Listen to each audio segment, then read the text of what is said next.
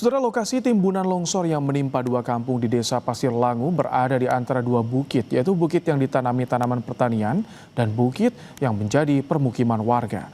Ketebalan longsoran diperkirakan mencapai 8 meter. Jurnalis Kompas TV, Hendar Nun dan Aziz Fardiansyah menggambarkan bagaimana dampak longsor yang melanda Cisarua, Bandung Barat. Baik saudara, saat ini kami berada di salah satu kampung yang terdampak, yaitu Kampung Pasir Kuda, di mana tempat ini ada 14 rumah yang terdampak atau yang tertimbun tanah longsoran yang berasal dari bukit atau lereng dari Gunung Burangrang.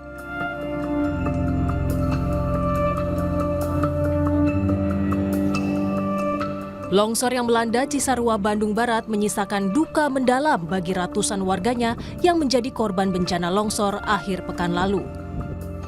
Tak hanya kehilangan anggota keluarga, warga juga kehilangan mata pencaharian setelah lahan pertanian luluh lantah ditimbun longsor. Hingga Selasa malam, 32 jenazah korban longsor Cisarua, Bandung Barat teridentifikasi. Pemerintah Provinsi Jawa Barat menyoroti alih fungsi lahan sebagai penyebab bencana longsor yang terjadi di Cisarua. Pemprov Jabar akan mengembalikan lahan yang dipakai bertani menjadi hutan. Sementara itu, warga terdampak akan direlokasi ke tempat aman. Target kan ini kan lahan perhutani, bukan lahan pertanian. Jadi terjadi alih fungsi dan kita akan kembalikan sesuai dengan fungsinya, yaitu hutan.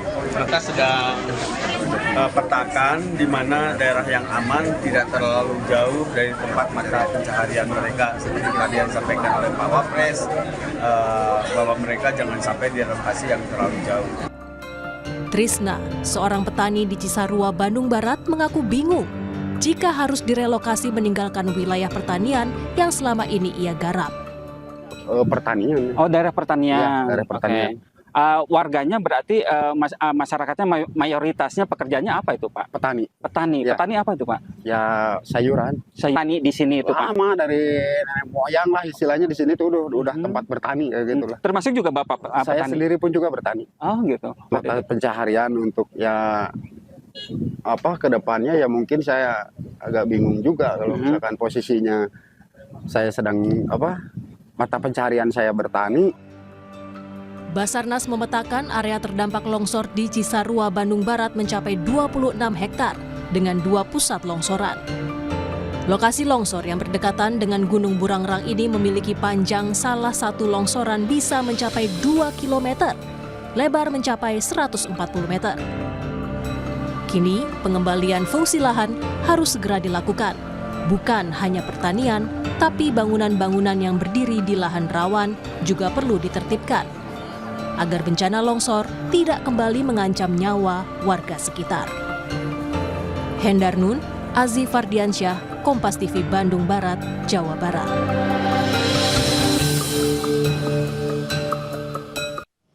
Sudah membahas soal tragedi longsor Cisarua, Bandung Barat, kita sudah bersama dengan ahli geologi teknik ITB, Imam Ahmad S. Selamat malam, Assalamualaikum Pak Imam. Waalaikumsalam warahmatullahi wabarakatuh, Kang Ibrahim. Baik, Pak Imam, sebetulnya kondisi lahan di Cisarua di Bandung Barat ini seperti apa? Apakah sebelumnya pernah ada kajian tidak Pak kalau daerah ini rawan longsor? Ya, mestinya seluruh daerah di Indonesia ya, kalau Kang Ibrahim juga pernah, saya harap pernah melihat ya, sudah dipetakan oleh Badan Geologi. Ada yang namanya peta zona kerentanan gerakan tanah, tetapi memang cakupannya masih regional gitu ya. Dan kalau saya lihat ya secara seksama dari peta tersebut, memang di daerah Cisarua, terutama di perbukitan-perbukitan yang terjal itu masuk kategori longsoran menengah, ada juga beberapa bagian juga longsoran yang tinggi gitu ya. Artinya potensi longsor ada gitu ya, tentunya. Seperti itu. Potensi longsor ada. Tadi Anda juga menyinggung soal longsoran tinggi. Apakah artinya ini masih sangat rawan, sangat berbahaya daerah itu, Pak? Ya, longsor bisa terjadi di mana saja. Ya, pada prinsipnya kalau kita memiliki topografi yang miring dengan kelerengan yang terjal gitu ya, cenderung longsor lebih mudah terjadi ya. Dan seperti yang terjadi di Cisarua, terutama di Desa Pasir Langu ya, kita ketahui bahwa sumber materialnya sebenarnya dari bagian bukit ya, bahkan relatif bagian atas bukit dari Burangrang ya, yang memang memiliki lereng yang terjal gitu ya. Nah, sehingga dari sana sebenarnya sumber material utama yang terjadi di Cisarua itu dan mengalir ya dalam tanda kutip, tetapi yang mengalir itu bukan hanya air, tetapi dengan material-material lumpur, batu-batu ya, bongkah-bongkah batuan bahkan gitu ya, termasuk menerjang apapun yang dilewatinya. Ada juga pepohonan yang saya yakin pasti terbawa gitu ya. Oke. Dan itulah yang sangat dahsyat sebenarnya mengakibatkan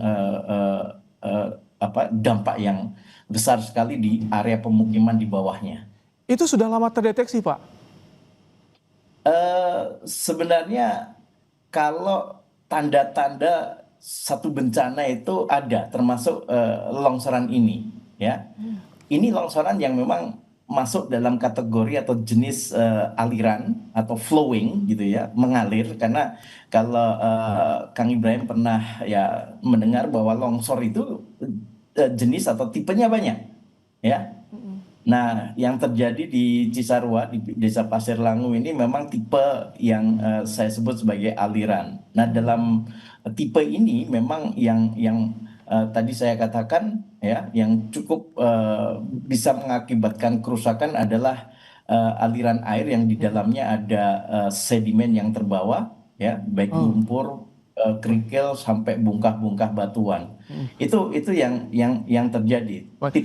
Tipe longsoran lainnya cukup banyak, tetapi tidak terjadi Baik. di tempat ini. Pak Imam, tapi betulkah alih fungsi lahan ini jadi sebab utama yang memicu bencana longsor di Cisarua? Atau ada lagi tidak faktor yang ikut memperparah? Iya, sebenarnya lahan-lahan yang banyak dikelola oleh penduduk ya, atau tata guna lahan yang saya lihat banyak digunakan untuk perkebunan misalnya ya, pertanian, itu di daerah yang relatif berada di lereng yang miring gitu ya, di bawah kaki bukit atau gunung Burangrang gitu ya, lereng-lereng gunung Burangrang itu.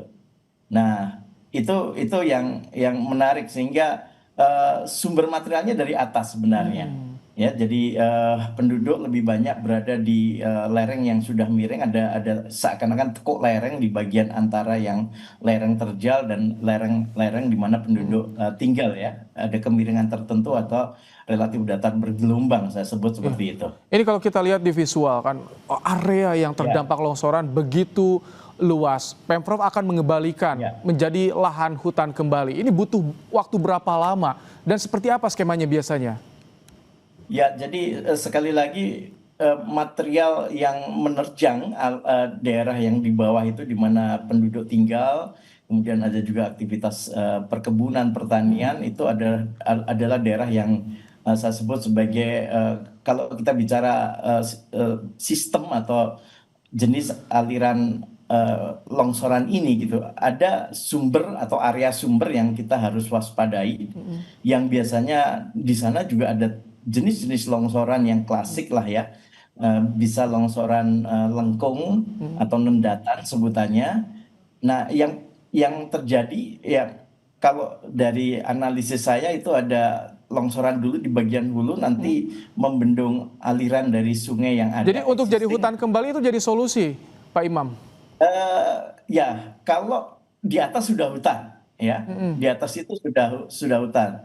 Nah, kalau di bawah, kalau itu dihutankan kembali ya, paling tidak itu daerah yang mungkin nanti bisa membuat zona buffer dari sungai itu kita batasi dengan daerah-daerah yang ya dikembalikan lagi daerah hijau, sehingga bisa menjadi seakan-akan pagar atau pembatas gitu ya. Kalau terjadi aliran di sungai existing yang ada, dia tidak melebar lagi gitu ya.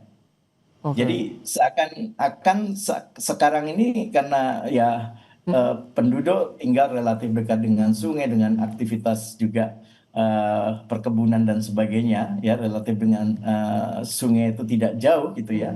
Sehingga memang pada bagian tekuk lereng ke bawah itu longsor yang mengalir dari atas itu seakan-akan melebar gitu ya, atau aliran lumpur yang mengalir dari atas itu akan melebar. Tadi dikatakan bahkan lebarnya lebih dari 100 ya. Saya lupa tepatnya sebenarnya. Baik, ini kita tunggu langkah dari Pemprov Jawa Barat untuk mengembalikan lahan tersebut untuk kembali jadi hutan setelah digarap sebagai lahan pertanian oleh warga, dan warga juga akan direlokasi ke tempat yang lebih aman.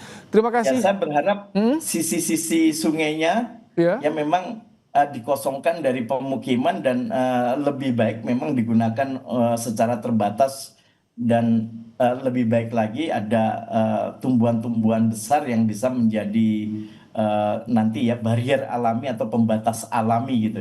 Buffer Bahwa alami memang, bagi longsor atau aliran di kita sana. berjaga-jaga. Baik. Suatu saat kalau terjadi lagi. Terima kasih untuk pandangannya Pak Imam Ahmad S, Sama-sama, ahli Ibrahim. Geologi Teknik ITB dalam program Kompas Malam hari ini.